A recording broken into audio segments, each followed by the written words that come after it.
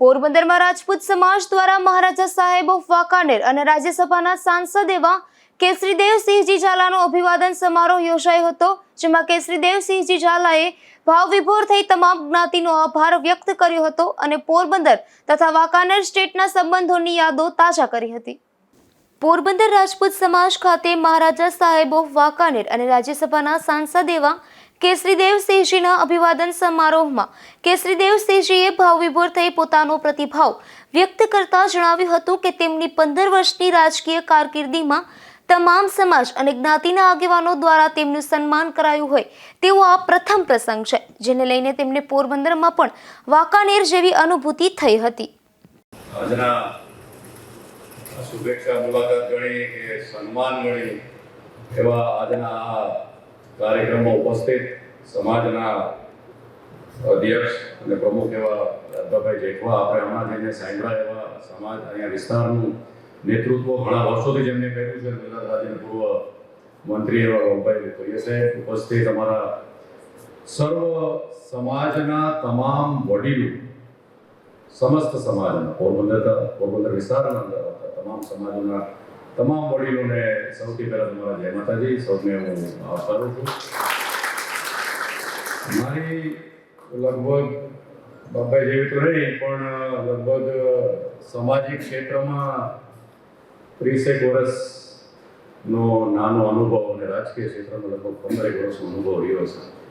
પણ આજે પોરબંદર મુકામે મારું સન્માન એક તો એક એમ્સ કેમ્પના ભાગરૂપે હું આવ્યો છું. એ સન્માન થતું હોય, ક્ષત્રિય સમાજના દ્વારા થતું હોય, સમસ્ત સમાજનું એમાં ઉમેરો હોય, એ પહેલી વાર આવો એક સમાજને એકત્રિત કરવાનો દ્વારા મેં આપણા વર્ષોમાં ક્યાંય પણ કોઈ પણ જિલ્લામાં જોયો નથી. રાજાશાહી તો બાબુભાઈ હમણાં જાગૃત કરી, પણ વાંકાનેરના કાર્યક્રમમાં ઉપસ્થિત હોવ એવું મને પોરબંદરમાં આજે લાગે છે. એટલે સૌથી પહેલા તો બધાનો હું આભાર વ્યક્ત કરું છું.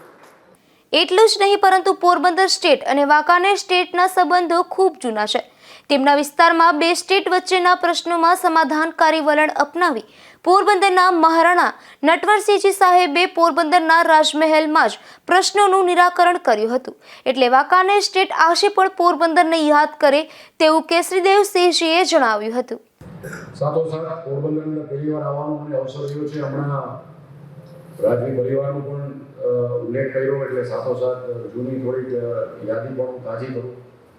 નટવરસિંહજી બાપુને આજે હું યાદ કરું છું. અમે તો બહુ નાના છીએ, એમને જોયેલા નથી, પણ વાંકાનેરના અંદર નટવરસિંહજી બાપુ, પોરબંદરનો રાજમહેલ એ અમારા માટે ખાસ મહત્વતા દર્શાવે છે. જૂના સમયના અંદર રાજવીઓ વચ્ચે નાના મોટા પ્રશ્ન હોતા એને બહુ ઉલ્લેખ નથી કર્યો, પણ જ્યારે ઝાલાવાડના અંદર મુખ્ય પાયે જે બે પરિવારોના વચમાં પ્રશ્ન હતો, એ પ્રશ્નને 47 પછી રાજાશાહી ગઈ પછી નટવરસિંહજી બાપુએ વાંકાનેર અને ધ્રાંગધ્રા બેયને આ જ પેલેસની અંદર ભેગા કરી એ ડાઇનિંગ ટેબલ ઉપર કીધું કે બાપુ, આ બધા અમારા ભાઈઓ છો, હવે જૂનો સમય ભૂલી જાઓ, હવે તો એકમ થઈ ગયું છે. એટલે જૂની જે વર્ષોથી ચાલી આવતી 16 પેઢીથી જે પ્રશ્ન ચાલ્યા આવતા એને આ પેલેસમાં દરિયા મહેલના અંદર એનો ઉલ્લેખ, એનું નિરાકરણ કરવામાં આવ્યું. એ અમારા બધાના અંદર તો આજે પણ એ જાગૃતતા અને એ બનાવ જાગૃત છે, એને આજે હું તાજું કરું છું. પોરબંદર મુકામે આપણે ઉપસ્થિત છે ત્યારે ગાંધીજી તો આખી દુનિયા જાણે છે, એટલે એમાં જાદુ મારે આપણે કહેવાની જરૂર નથી, પણ કદાચ જ કોકને ખ્યાલ હશે કે એમના પૂજ્ય પિતાશ્રી કરમચંદ ગાંધીને સૌથી પહેલી વાર દીવાનનો હોદ્દો કોઈ આપ્યો તો એ વાંકાનેર રાજ પરિવાર આપ્યો. ત્યાંથી એમનું આપણે કેમ પહેલી વાર કલેક્ટર બન્યા એના જેવું છે. ત્યાંથી એમને એમની કારકિર્દી ચાલુ કરી, પછી ત્યાંથી પોરબંદર આવ્યા, અને પોરબંદર આવ્યા પછી ઘણા બધા એમને કામ કર્યા. પોરબંદર રાણા શાસનને મજબૂત કર્યું, અને પછી મહાત્મા ગાંધીનો પણ અહીંયા જન્મ થયો. આપણો ઇતિહાસ ગવા છે, એટલે એક વધારેનો પણ સંબંધ વાંકાનેરનો અને પોરબંદરનો આજે જાગૃત કરું છું. એટલે અનેક પ્રકારના ઇતિહાસને જાગૃત કરવાના બધા કાર્ય છે. પણ આજે જ્યારે એક રાજ્યસભાના સંસદ તરીકે હું અહીંયા પહેલી વાર મને આવવાનો અવસર મળ્યો છે, ત્યારે આપે જે મારું સન્માન કર્યું છે એ સન્માન શિરોમાન્ય છે. પણ હું આ સન્માન એક રાજવી પરિવારના દીકરા કે રાજ્યસભાના સંસદ તરીકે નથી સ્વીકારતો, એક સમાજના દીકરા તરીકે આજે હું સન્માન સ્વીકારવા પાઉં છું. અને એટલી આશા હું રાખું છું કે જે આ જૂનો સંબંધ પોરબંદરનો, વાંકાનેરનો, સમાજનો અને જે વ્યક્તિગત રહ્યો છે, ટીકા બાપુનો, દિગ્વિજય બાપુનો તો આપણે સમાજના બધા વડીલો ઘણા બધા ઓળખે છે. અમારા અર્જુનભાઈ પણ અમને વાત કરતા હતા, રાજકીય ક્ષેત્રના અંદર પણ એ બધા એમનું ઘણું બધું વર્કિંગ જૂના સમયમાં રહ્યું છે.